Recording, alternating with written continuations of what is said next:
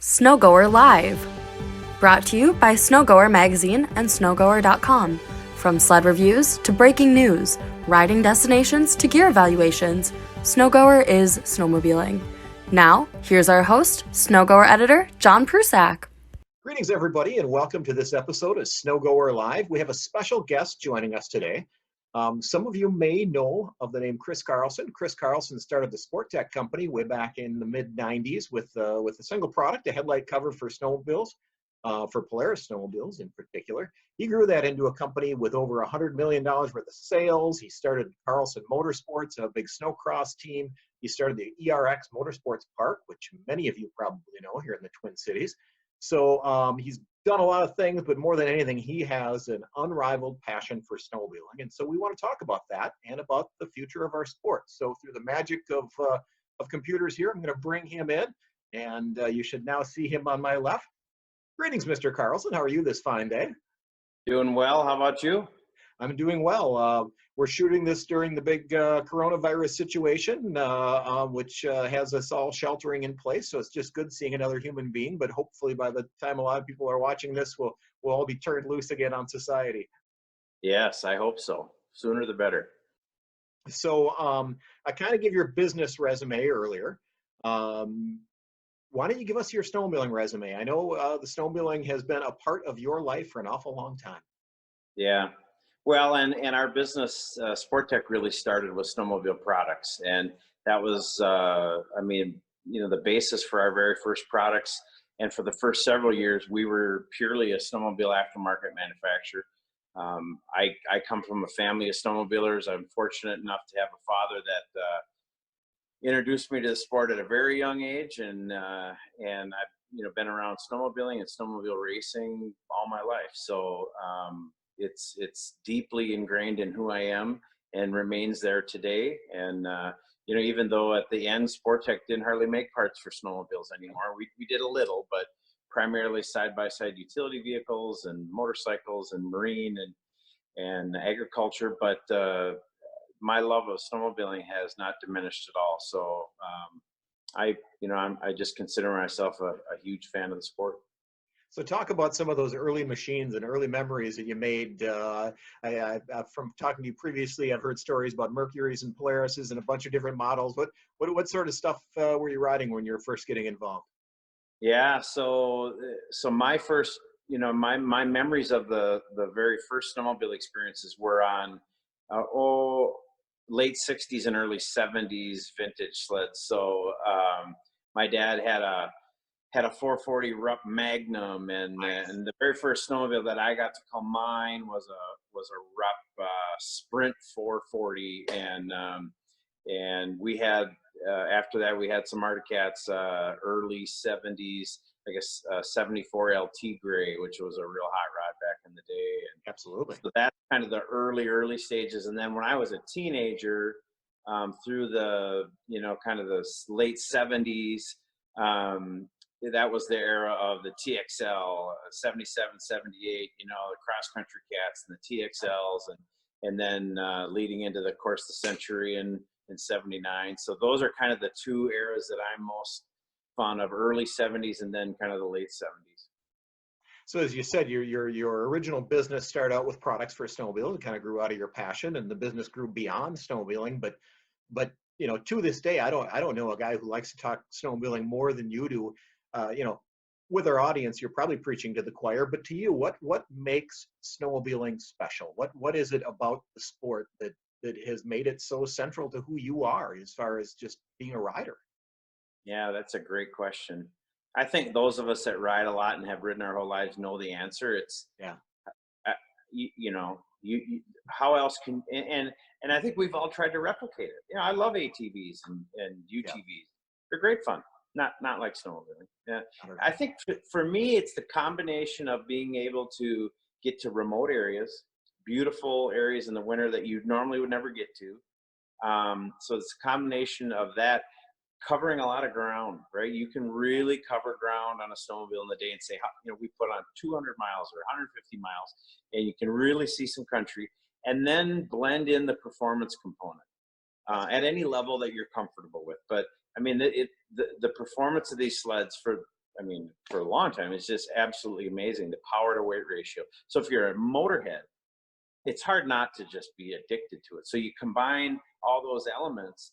That's what makes snowmobiling special. I mean, the camaraderie obviously can be replicated in other sports. I don't think in the same way, but if you like to go fast and you love, high tech equipment, you'll want to spend a great day outside with family. I don't think there's anything else that I've ever found that can match it. I agree with you 100%. You and I first met each other, more than 20 years ago in what I guess we can now look back on is the roaring 90s. And in the 90s, you'd go to a trailhead in Two Harbors or the Brainerd Lakes area or whatever, and you had to get there early just to get a parking spot for your truck and trailer, which at the time, most of us were pulling two-placed open trailers. Right. Now, sadly, it's not that hard to get a parking spot in a lot of popular riding areas anymore. It's the sport has contracted a little bit. There's probably a lot of reasons for that, whether they're demographic reasons, cost reasons. But it's still, for those of us who enjoy it, as you said, there's still nothing like it in terms of the exhilaration and the bonding you can do. It's Right. To me, it's so far above everything else in terms of being my favorite hobby, and I know you share that. Yeah. And what's really sad about that is it has contracted. There are fewer people riding. The snowmobiles are better than they've ever been by leaps and bounds. And there are more trails and better trails than we've ever had. So you have fewer riders on better trails with better equipment. The experience is, and especially the last couple of years with the snow conditions we've had, I know this. I know there's people that ride are like, oh my God. I mean, it's been amazing. I mean, and you don't ever run into those, the Saturday night, Sunday morning trails all beat up. I can't remember the last time I really was on a nasty trail like we used to run into up in Michigan in the 90s, right? Or even on the North Shore on a big weekend, back in the day where you just would pay the price. And I can't even remember the last time I've seen one of those trails. So it's really sad that people don't get a chance to experience this because I think the equipment's better, the trails are better. This should be, the greatest of all times for the sport. And unfortunately, a lot of people aren't experiencing it. As far as the machines being better, me and my coworker Mark have talked many times recently about, if you have a modern snowmobile, when's the last time you changed a spark plug? I mean, that used to be something you'd have to do all the time, or, even drive belts last a long time and, they don't bust while you're riding, and just all the things that, frankly, we used to put up with carbureted sleds that weren't as reliable. I mean, now you just ride and you just enjoy all that's out there, and you can cover so much more ground, and it's just so enjoyable. Well, funny little story, quick one. My son Andrew has a bunch of buddies, and they are all buying what they call vintage sleds, which is somewhat insulting to you and I, old guys. I mean, mid-90s snowmobile is really not a vintage snowmobile, but they're buying them because they're old school. And get this, they love how they handle. They love how they turn, and so buying these old Red Rocket 440 Indies, and they're buying the ZRs, and they're the old MXZs, and then they go riding. And Andrew bought one here a few weeks ago, and they were going to do one last ride, and he brought it home, and it looked nice and everything, and couldn't get it to run quite right. So they were stumped. They didn't. He's like, "Do we even have jets anymore? I mean, we haven't jets in a snowmobile in a while." So we had to dig out my old jet box, and it was an old. I dug out my old weights, and he took it out, and it was better, but it still wouldn't run. And I said, well, it's 50 degrees, and it was jetted for probably 0 or whatever. And he said, well, it should still. Oh no, that isn't how that works. So it made me feel good because they had to get the old guy in there to work on this thing a little bit, but it really brought back memories. And to your point, we never did get this. We had a hard time getting it running, and it was a spark plug. And he said, should we change those plugs? I said, when's the last time you had a faulty spark plug? Well, it was a mid-90s sled, and even then they didn't do it a lot, but sometimes. So we had to put plugs. He ended up getting it running, and they had a great time. But it's been. I remember as I was working on that thing, I can't remember the last time I put spark plugs in a snowmobile. I mean, they just don't anymore. And same with driving. Yeah, it's a good thing though, because those spark plugs are really hard to reach now on these modern sleds too, with these tighter Yeah. chassis. If you had to change them, it'd be pretty tough.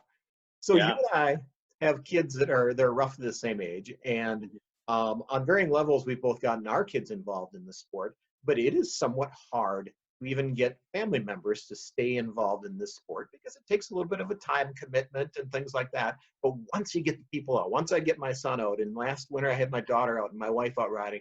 Once they get out an experience, they just want to go again. And Yes. you and I have discussed this previously.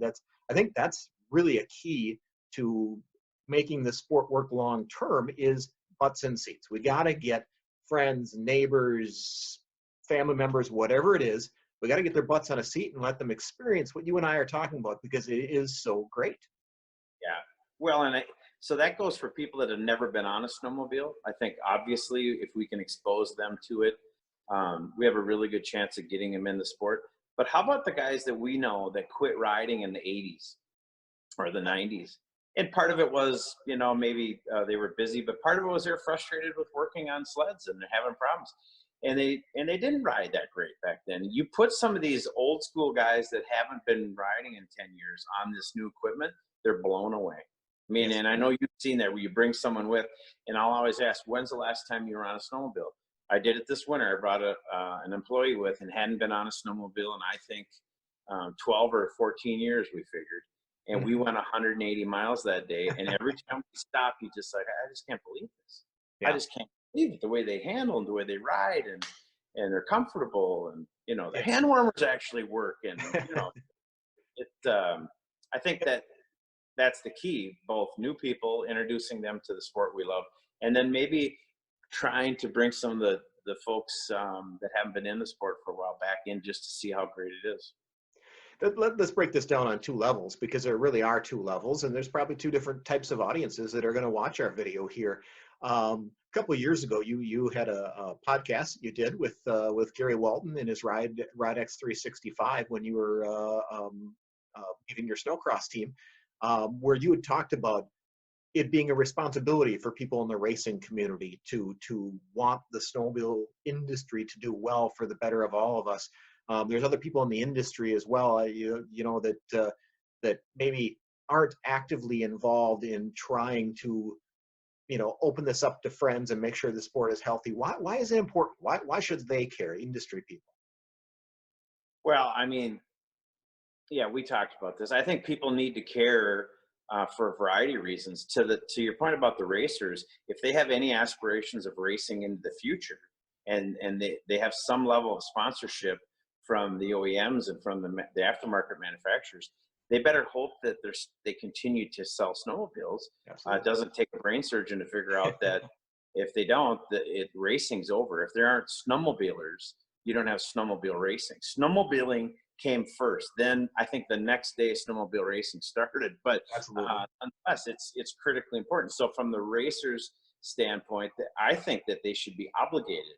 I know that our drivers through the years when we were racing, my son and others that race for us, they were obligated to come to our Learn to Ride clinic at ERX that we host every year, where we introduce racing. And it's focused primarily on racing, but it's designed to get kids and first-time riders in to see if they want to try it. And it's low intimidation. We invite all the pros to come in and participate and get them excited about it.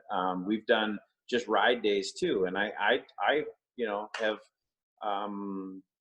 leaned on a few people in the industry. It's like, hey, maybe it's time that you give back a day, right? The sport has treated you well. I think you and I both know people that have made a living in this sport, and a lot of them go out of their way to attract people, but some don't. And I think we're at a point here, a pretty critical juncture in the sport, where if we don't figure out how to get people engaged, if we don't figure out a way to help these OEMs sell snowmobiles, there could be a sad day coming. And I don't think it's that far off. And I don't want to be a fear monger, but I know one thing: if it ever did go away, if snowcross went away, if racing went away, or one of the manufacturers went away, there'd be a lot of people upset and disappointed. And I think we all have to do what we can now to help. So I think that's why they need to care. It's about sustainability. Let's keep this thing alive. So at different times over the years, I've written columns. I wrote one a couple of years ago where I pretty much begged our readers. I said, just take two people out riding this winter. If each one of us takes out two people riding, and then that either left the sport years ago or this would be new to them. If we all did that, the sport would be so much healthier. And that winter actually kind of made it a dedication of my own. I ended up bringing over the course of the winter, over the course of 3 months, 23 people who either hadn't ridden in at least 5 years or who had never ridden out for a ride. And those columns are generally well accepted, but I always get at least one or two people, an active snowmobiler that basically writes in or emails today or puts something on social media that says, why should I care? Man, the last thing I want is more people out on the trails. I want the trails to myself. I don't want a bunch of people and that I'm going to start meeting in corners or trucks and trailers on the road. I don't care if I grow the sport. Talk to that guy. Why should he care? You want me to talk to that guy? Yeah, I want you to talk to that guy. I'll give you his phone number, as a matter of fact. You're listening to you, and I'm thinking, well, you know, how selfish. That's just that's incredibly selfish. Unfortunately, there's a cross section of humanity that thinks like that. Yeah. And not to get political, but we're seeing it today. People that are hoarding and people that think only about themselves. Man, that's sad. I really feel bad for anyone that thinks that way. You know, why should they care? Because the sport will be gone. I mean, you and I are old enough to remember the early days of the groomed trail system. Yeah. And I don't know how many miles there are in the state of Minnesota now, but compared to in the 80s, I mean, there hardly were any. And you take the money out of the sport, you quit selling snowmobiles, you quit selling registrations. We will not have grant and aid systems. There will not be trail systems.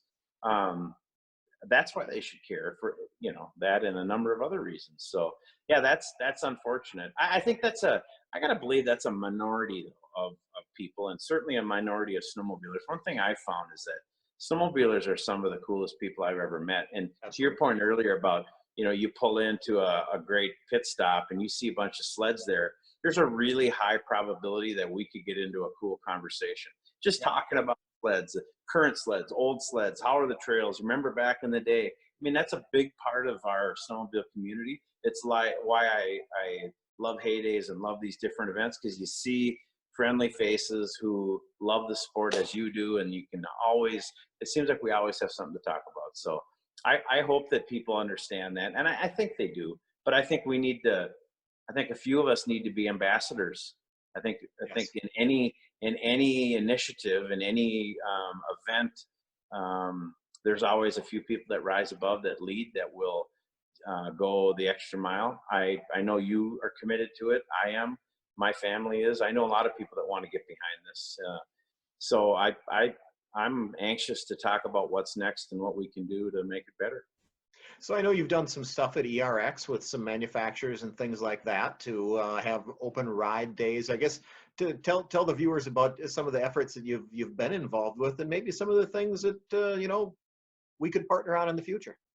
Yeah, I mean, I think what's worked in the past is we had a big snowcross race on a Saturday, and all the manufacturers were there, and we had an open ride day on Sunday where each of the brands were able to bring dealers in, and they had snowmobiles on display, ready to go. They had gear, they had helmets, they had boots, they had jackets, and we opened it up to the public. It was one of the best attended events we've ever had. It was almost postcard-like. It was snowing, very Christmassy, great time of the year, and we had families showing up. We had a track set up where they could run the 120s and 200s, and then we had all the current trail sleds, and we knocked down the snowcross track and created a really cool area for them to ride. It was amazing. And the dealers were selling snowmobiles. People were really having a great time. And I know that's an example of something that we could do without a whole lot of effort. Right. We've had learn to ride days where people can come in and bring their kids and they can experience to see what it's like. I think that's something that we could easily replicate. But I also think that we need to expand that. The last couple of years, we've had snow where we have a decent trail network right there where we could actually take people on a short trail ride rather than just going around a small, track. So I think that's something we can do. And I think what you and I talked about too is if we can get some of the manufacturers involved, if we can get more ambassadors involved that want to support this, I don't think it needs to be super expensive, but I think it's something, if we plan this and get in front of it, we can have some events that are structured or directed at introducing new people to the sport, and then bringing some of the folks that haven't done it in a while back in to see how cool it is and how just how great this equipment is. I think another reason that that it's important to try to grow the sport and introduce new people into the sport is really the grassroots network and the snowmobile clubs that put in the trails and maintain everything and get the land access. One of the most passionate people I know about this very topic is Jerry Hansen with the Minnesota United Snowmobilers Association, and same thing. More snowmobilers in one sense makes more stress on, I suppose, on the infrastructure. But without more snowmobilers, that infrastructure starts to disappear, as you were saying earlier. And so, we're fortunate in the Twin Cities to have an awesome place like ERX where we might be able to host some of these sort of events. But whether, if you're in New York State, if you're in Maine, if you're in Colorado, to wherever people are who are viewing this, to find a way to bring some people out and just put butts in seats, let them enjoy it. The other thing is, and I wrote this in the Just Take Two People Riding column. If you bring somebody with you on a good snowmobile ride and you put them on a decent sled, and maybe you let them wear the nicest gear that's the most windproof or whatever, you're going to make a friend for life. That person's going to bond with you, much better than you are having a beer with them at Billy Bob's Pub and Grub up the road. So it's aside from the big picture. It's also very personal when you get to invite people to stuff like this, which is something I really enjoyed that winter, where I took so many different people on. Yeah, and I think one of the natural pushbacks that you'll get is, well, it's so expensive, and indeed it is, right? There's no denying that these new snowmobiles are expensive, crazy expensive.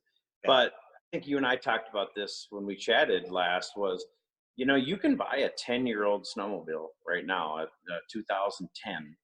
That's a really nice snowmobile. You can buy these things for $1,500, $2,000, depending on what you're buying. You could get two of them. You could get a used trailer. You can piece together some gear, and it's pretty affordable, compared to other sports and other activities. And there's nothing wrong with those snowmobiles. They're actually really, really nice sleds, and it's a great way to jump in and get your feet wet. And then I think we know what's going to happen. Then they're going to go riding with one of us with a newer sled, and we're going to ride it, and they're going to be like, yeah, I got to go down to the dealer and talk to them. And that's a natural evolution. But I think if people want to look at the expense side of it, I think it can be done. I think we have the other thing is, we really have a lot of great used sleds in the system right now. Yes, they're kind of a hot commodity, and there are people that are still making parts for them, and there's a lot of excitement around it. So I think that's an alternative that we have to make sure people are aware of at the very least. You're absolutely right. 10-year-old sleds have never been this good, if you can put it that way. In 2000, if you were buying a 1990 sled, that 1990 sled was pretty used up. But in 2020, if you're buying a 2010, again, all they do is run nowadays, and the suspensions by then were already very modern, and everyone was running injected motors by then, and so it's still going to be a very nice piece of equipment. You might have to go through the clutches and stuff and do right. But you're going to start out with a very nice machine at not a big expense. Yeah, so I think that, and I don't know what needs to be done there. I think that you have a unique opportunity to create some awareness around that. I would think that the dealers would want to try to participate in that. They all have used equipment, and put some packages together, maybe create some awareness on social media or at some of these shows, so that people, because I get the question, I know you have too, well, how much are these things? Well, if you say, well, that brand new model, 16,000, like, oh, that's too much. Yeah, it is too much. It's a lot of money. But what if you could get get two sleds and a trailer for $5,000 or $6,000? And get some really nice, high reliability sleds that are going to perform well. I think a lot of people would say, hey, I'm in. Yeah. I'm in. And there's nothing wrong with those sleds. Nothing at all. There's nothing at all wrong with them. So, and to your point, if it was back in the 90s and you were buying a 10-year-old sled, I'd beware. I mean, that because they had some issues, but not. So, It'd be pretty handy to buy a 10-year-old sled back then. You had to be pretty good with wrenches.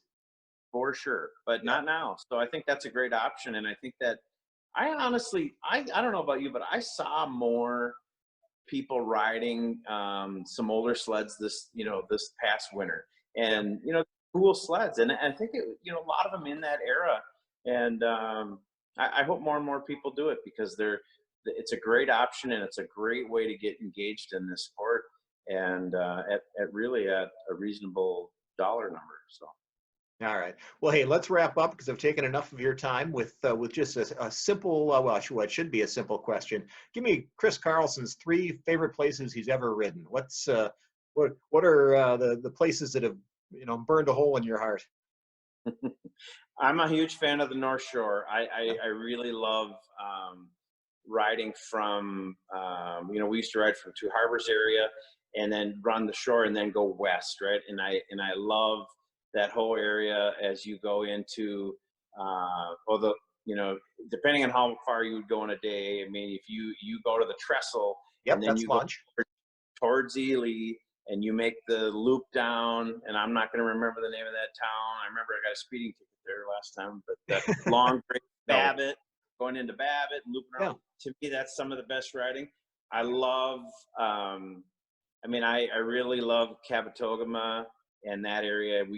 I like to center on Ash River and then go, because you can literally go in any direction. You can leave that area and go to the North Shore. You can go up and pop into Canada. There's endless options. I mean, those 2 areas there are probably 2 of my favorite. And then I'm from kind of north central Minnesota, and I've always enjoyed that riding around Mille Lacs, north and east. So from Mile, the Sioux Line, Jack Shack, McGregor, Big Sandy, over to Aiken, looping through there. I think those are some of the best trails. Our friend Les Pins is part of that club up in Isle. He does a phenomenal job grooming, and that's one of my areas. And that's a day shot, right? So for those of us that live in the Twin City area, it's an hour, and you can dump, and you can really get some quality riding. So, yeah, those are 3 of my favorites. I didn't know we were going to do a commercial for Minnesota Department of Tourism, but that was very well done. Yeah. All right. Well, thank you, my friend, for participating in this. It was a lot of fun catching up with you, and we know you're down in Florida right now, hopefully chasing some big fish, so enjoy that. And I will. We're looking forward to riding with you and seeing you at ERX next winter. Sounds good, John. Thanks for your time. Perfect. Thank you.